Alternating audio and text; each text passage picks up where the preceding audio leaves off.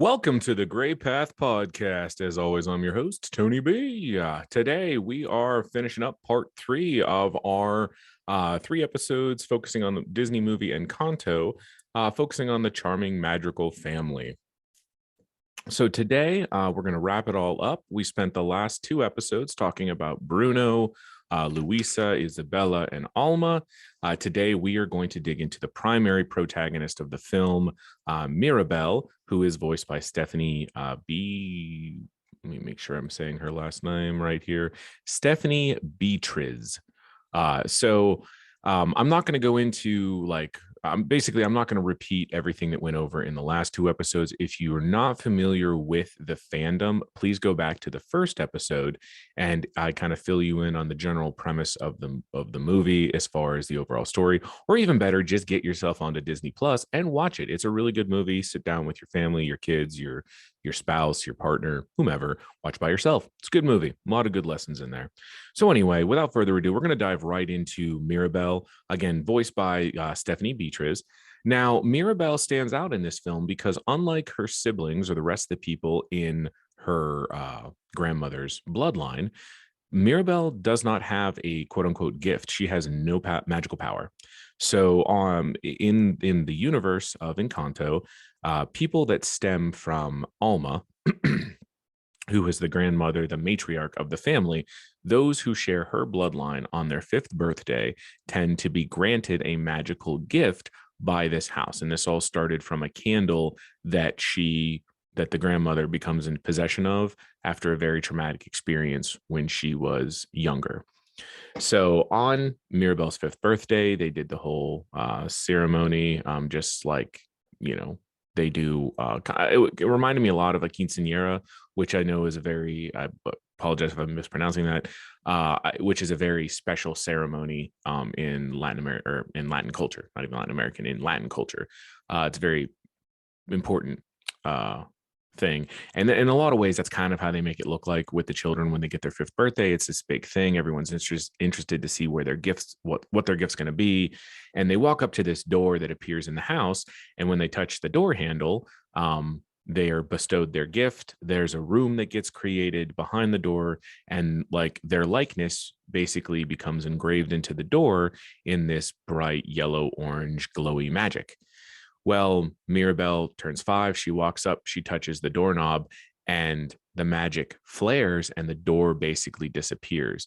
And she's never granted a gift. Now, this is the first time in Alma's bloodline since this magic was created. This is the first time that someone has not been granted a gift. So it's a big deal. Now, which I think is kind of a bullshit thing, but something that is also comes of not getting a gift. Mirabelle has no room in the house. So like her sister Isabella, who can control plants, when she got her gift, her room is just this, it's almost like an interdimensional pocket, if you will, and it's covered with all of this flora that she can control.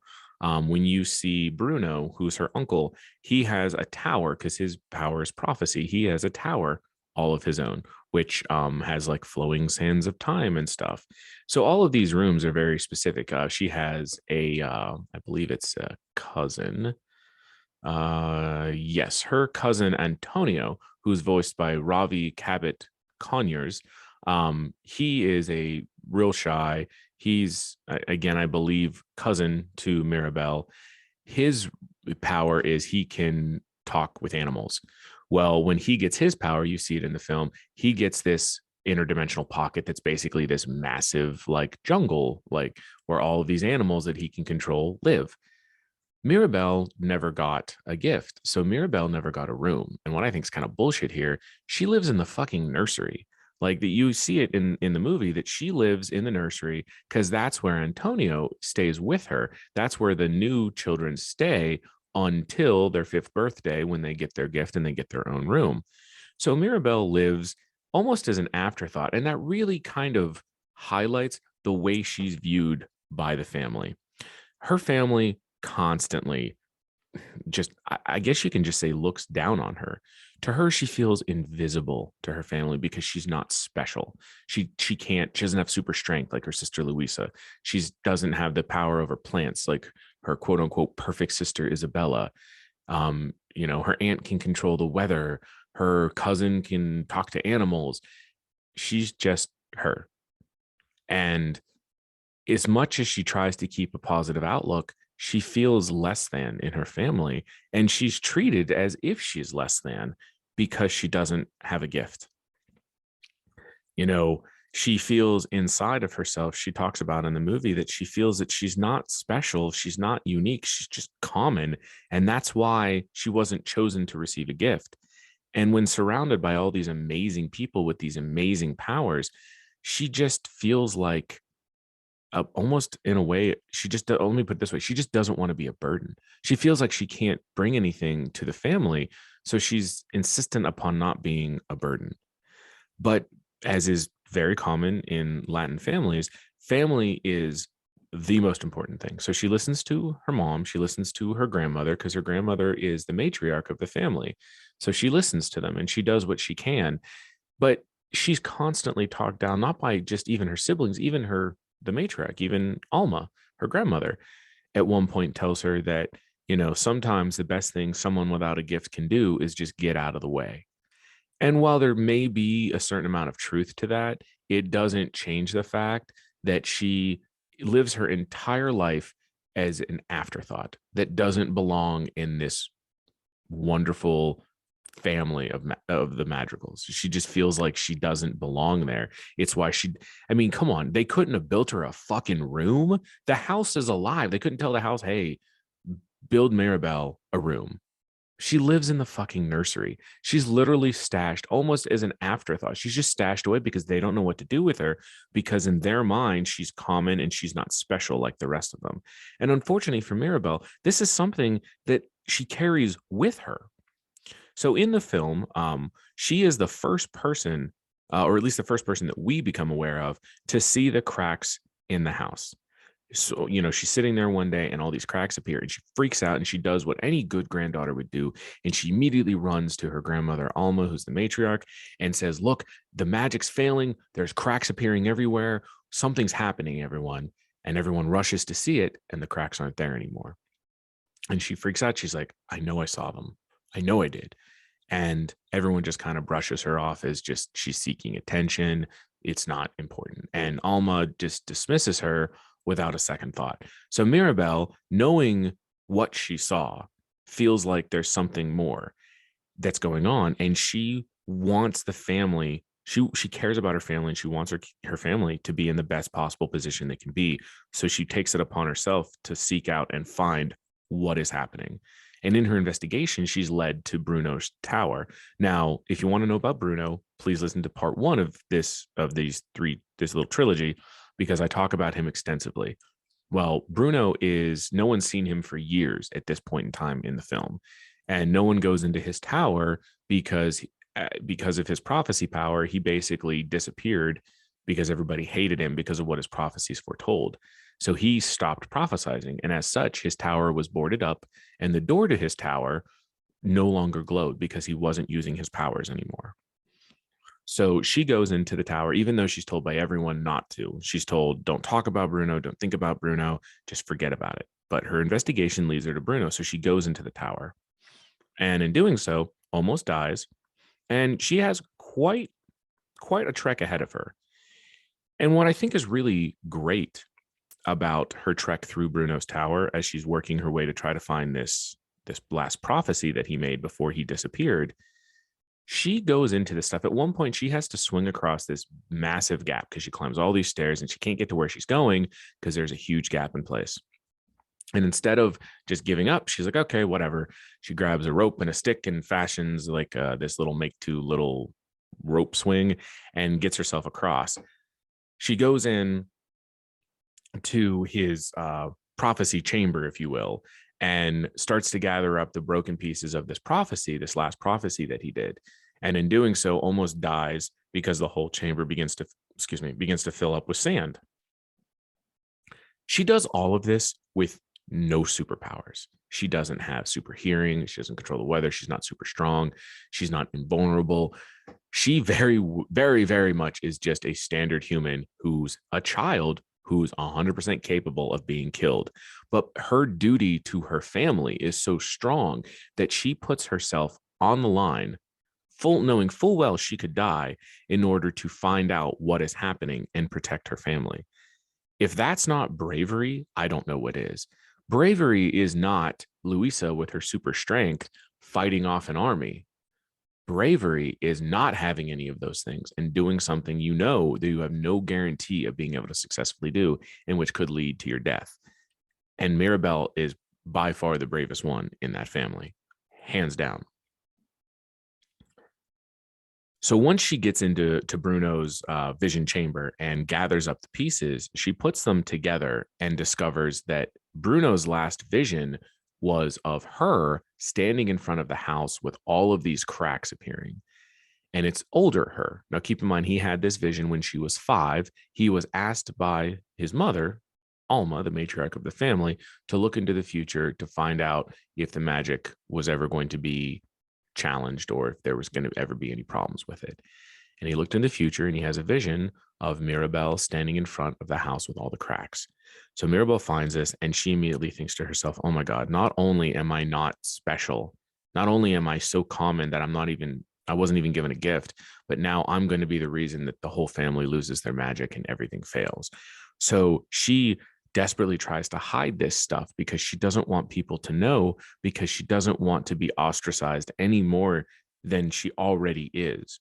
But the vision gets out. There's some rats that collect it, and the vision gets out, and it's clear that she went into Bruno's tower, and she is basically told, the whole family looks at her as if she is somehow the cause of all these cracks and the failing of the magic. So she is essentially becomes the fall guy, or the fall person for what is happening. Now, her investigation leads her into the walls of the house, where she discovers that Bruno never left. He self-exiled himself, but because he loves his family so much, he put himself inside the wall so he could still be close to them without them having to look at him and be reminded of all the terrible prophecies that he sees, which is very self-sacrificing and talked a lot. I talk about that a lot in part 1 of this trilogy.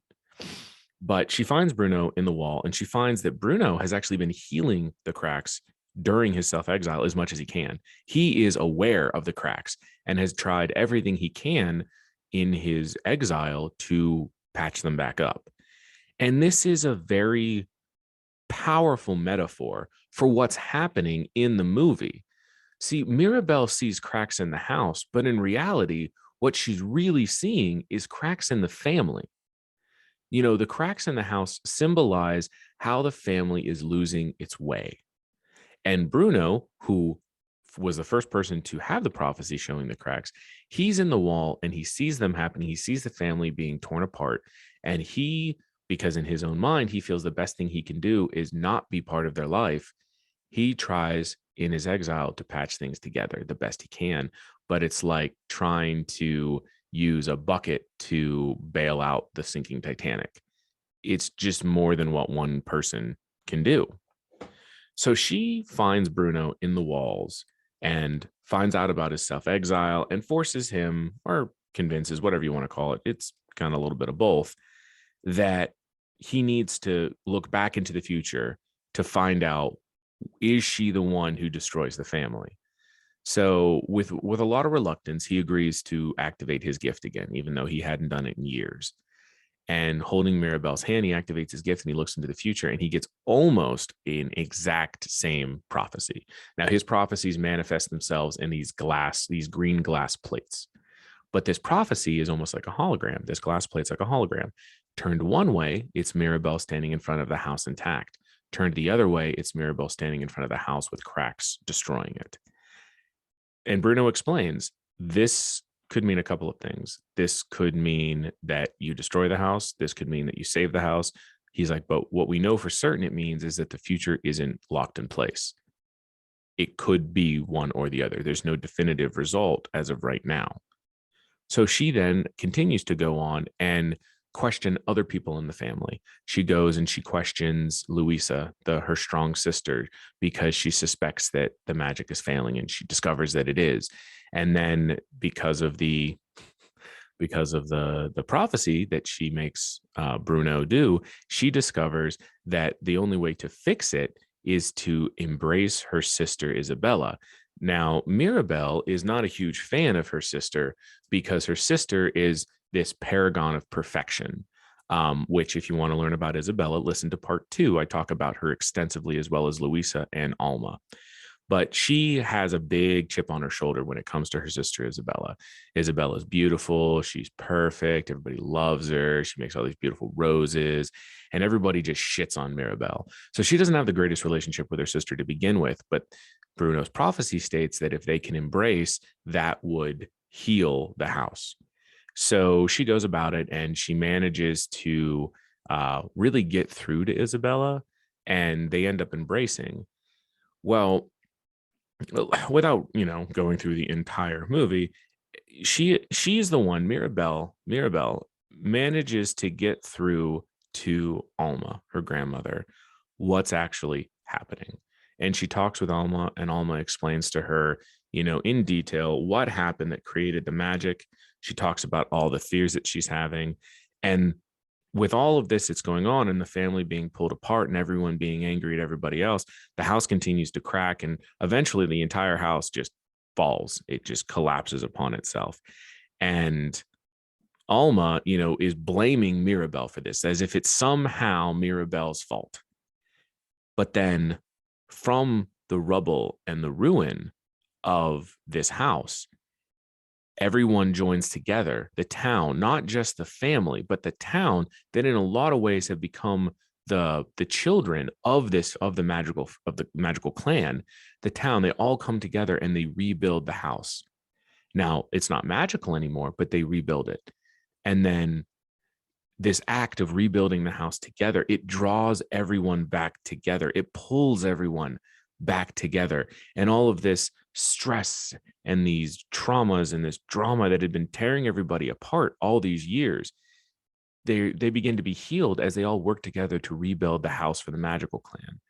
And then, as just a symbolic gesture, they give Mirabelle the front door, the handle to the front door, as the final piece to go over there, put it on, and complete the reconstruction of the house. And when she does that, putting the handle into the door triggers a magical event, and the house regains its magic. It comes back alive, because in this movie, the house, the casa, is alive.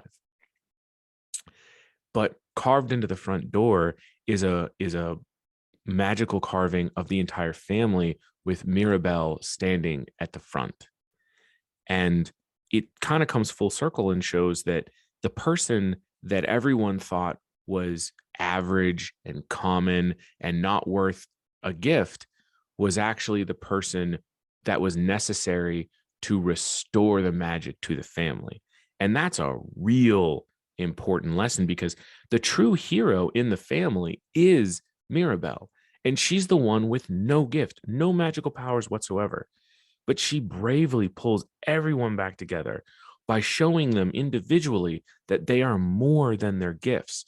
Everyone got so tied up with having their gifts, not just the people who had the magical ability, but the people who counted on those with the magical ability.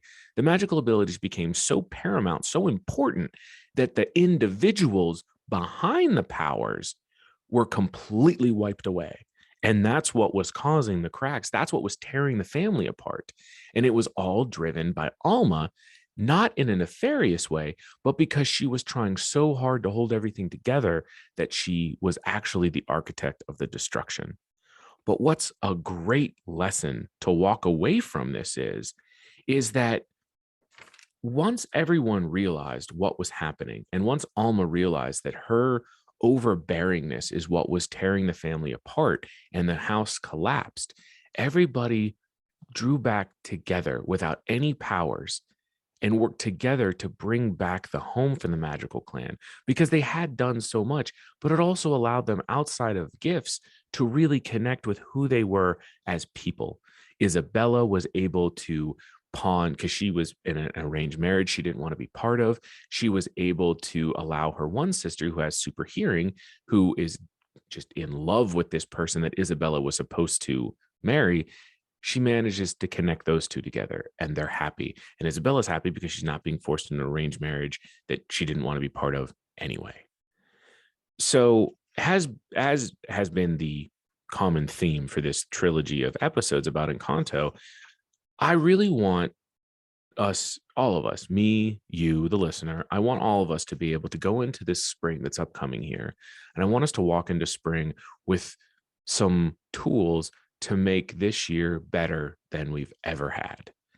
And, listening to the last two parts, hopefully you have, we highlighted some really powerful lessons we learned from Bruno's story, as well as just powerful lessons that we garnered from dissecting Isabella, Luisa, and Alma's stories. But here from Mirabel, her story, I think, should resonate with all of us because her story is all about understanding is special, understanding that being special is not something other people can bestow upon you or take away from you. Being special is identifying what exists, the power that exists within inside of you. And it doesn't have to be magical in the sense that it provides utilities to others. It's just what you are, who you are, and what you bring to the world. Your light, your power, it's within you, even if you're the only one who can see it. Many times in my life, I have come across people that I can see their light, and even they are blind to it. What I'm saying to you, the listener, is that just because other people may not say you're something special, that doesn't mean you're not. That doesn't mean that your worth is tied up to what other people think. Your specialness, your uniqueness, your gift, if we want to use words from Encanto, your gift exists within you, but it is up to you to discover it. It is up to you to nurture and cherish it. And it is up to you to protect it. You cannot have your worth, your self-worth, be tied into what other people think of you. Because in doing so, you give away your own agency. You give away your own sense of worth. The other really important lesson I think this movie just grand slams, hits out of the park, is that sometimes in order for something beautiful and new to come about, you must destroy what was, because only from the wreckage of what was can you rebuild something that is new and better and more suited for the world you live in. And they show that, the world that existed before the house was destroyed was a very structured, almost archaic world. It was very indicative of the way life was when Alma, the grandmother, was young. In typical Latin culture, family has always been important, but respecting the matriarch and patriarch of the family has always been paramount. And obviously, I'm not saying go out there and disrespect your matriarch or patriarch, but what I'm saying is the movie shows that the only way for the magical clan to grow was to destroy what was to allow it to die so that they could work together to build something new that's appropriate, that's fitting of the world that exists now. When the magical paradise was created, when the magic was summoned, when Alma was younger and her husband was murdered in front of her, the world that existed at that point in time when the magic was created was a very different world that existed when we visit the world through the movie Encanto. And by rebuilding the house together without gifts, the family was able to get closer together, understand more about who they are as individuals, not just each other, like not just me realizing how unique you are, they themselves realizing how unique they were individually outside of their gifts. At that point, when Mirabel touches the door after they rebuild the house and restores the magic, that's the most important message. They rebuilt, they had to destroy what was, but in rebuilding, it added new magic and new meaning, and it created something that couldn't have existed if the previous thing had not been allowed to be destroyed.